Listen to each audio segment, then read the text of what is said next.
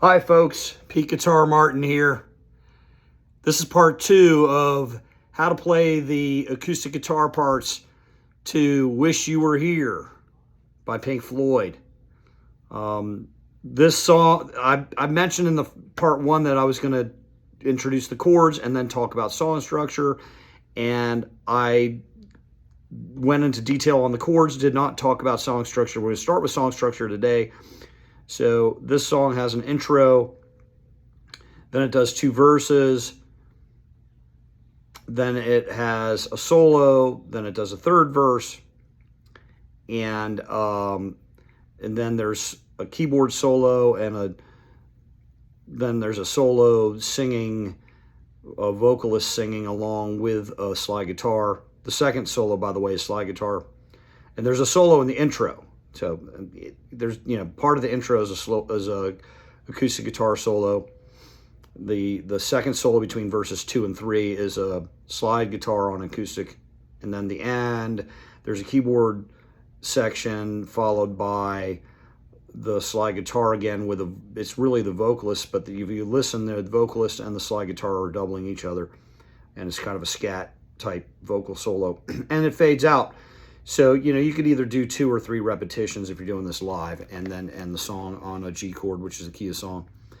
All right, it's G or E minor. It's actually G, but there's an E minor in the key of G. Okay, so now, let me show you the chart I held up last time. This handout, and, it's handwritten, but, last time I showed you, look, I just said, just look at the chords in this. Now, there's a lot on one page. There's the chords here, how to play them, the fingering, and then there's the song structure here, which is kind of sloppily written, but I rewrote it on another piece of paper I'm going to hold up in a second. And then here it shows you there's an intro section, there's verses, and then there's solo sections. And basically the intro and the solos are all the same chord structure. And the verses are a little different. It's I think it's kind of a unique chord progression in the verse, and I don't know if they're verse chorus in there. I just look at it as 3 verses. Maybe you could separate out the second half of each and say it's a chorus, but we don't have a repeating.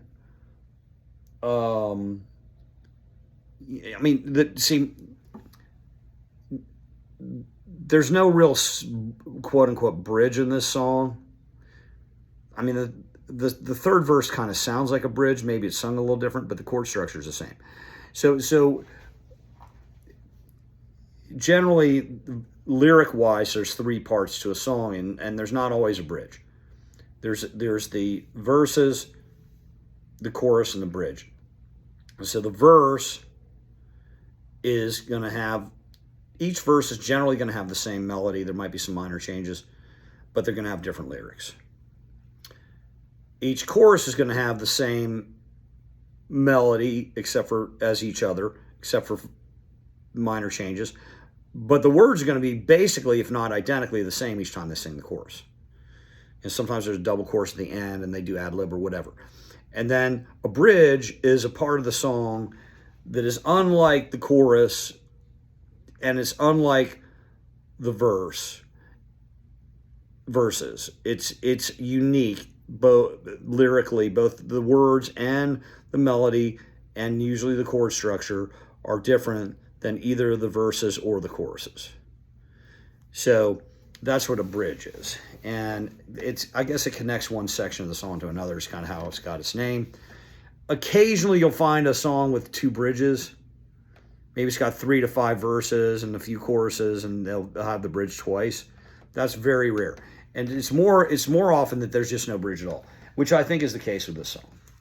So let me get out the separate sheet I did on the song structure, so you can look at that. Now I'm going to show it to you. I'm going to hold it up. You can do a screenshot. Let me try to get it still for you. There you go. So that's the song structure. So I say there's intro part A. Well, it's the same chord structure as intro part B. The only difference is part B has a guitar solo over it, which I'm going to show you in part 3 of this 4-part series. This is part 2. So there's intro part A, which is 6-string and 12-string guitars playing the same rhythm together, basically. Then there might be a strumming in the background light. I didn't listen that closely for how many different tracks. I don't know, maybe there's 4 or 5 guitar tracks there, but it basically sounds like 2 guitars, a 6-string and a 12-string playing the same rhythm. And then intro part B, the same rhythm's going on in the background, but another 6-string acoustic guitar enters and does a guitar solo. And then there's the first verse. And now you see I have written here at first verse, C/G chord, then the words. That's because with the beginning of this verse, you hit that chord, then it starts singing so, right? Then it goes right, and each one of these verses ends on a G, and when the G's done, I think there's 1 or 2 measures of G at the end of each verse. But then it goes right into verse 2, and it's doing like, did they get you to? That's a pickup out of the G. That's the end of the previous verse.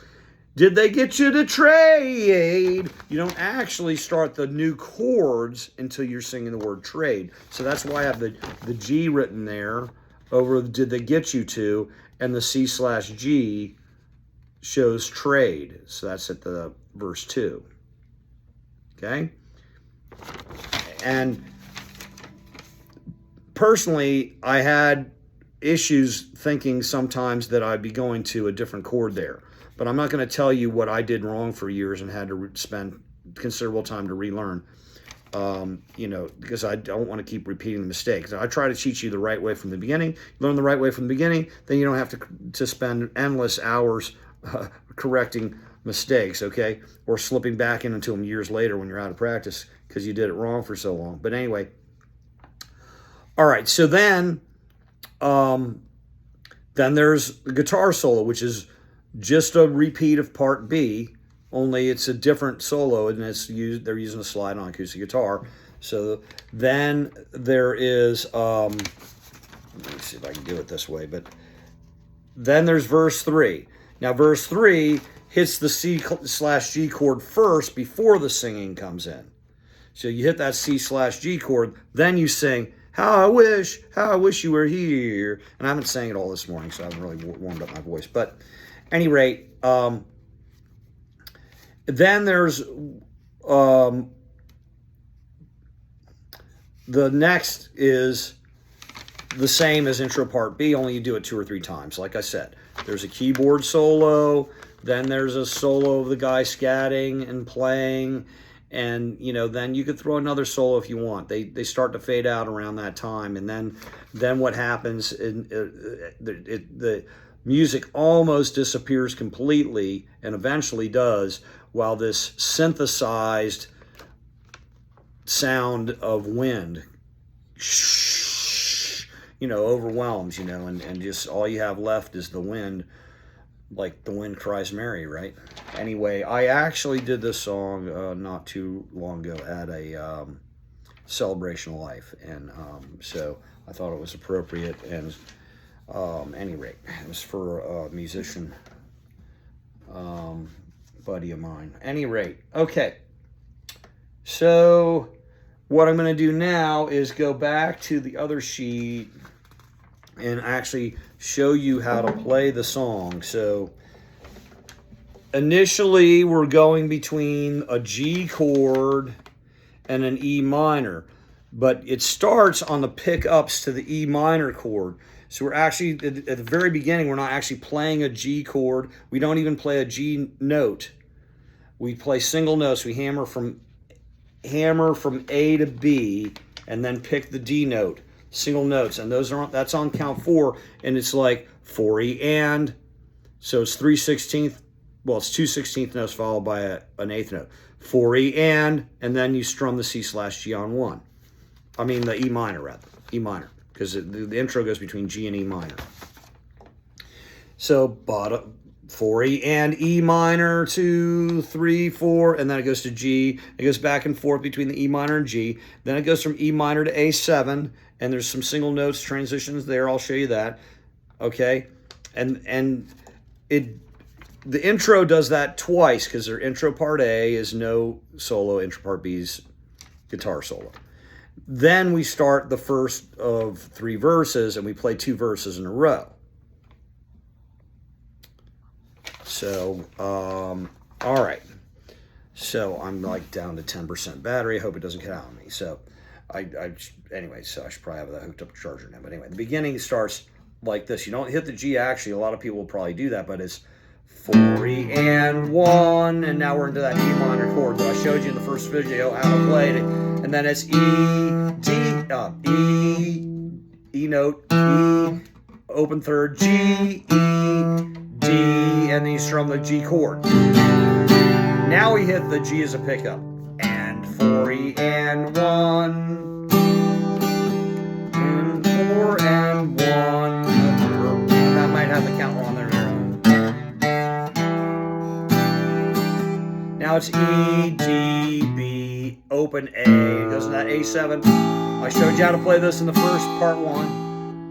And then it's 4 E and 1. That was the hammer from A, B to, and then picking D and E. E, D, B, A. And now we hammer again, A to B. And then we're going to pluck open the strings 5, 4, and 3 like this. I actually hit the B string, but... And then you go back into the G.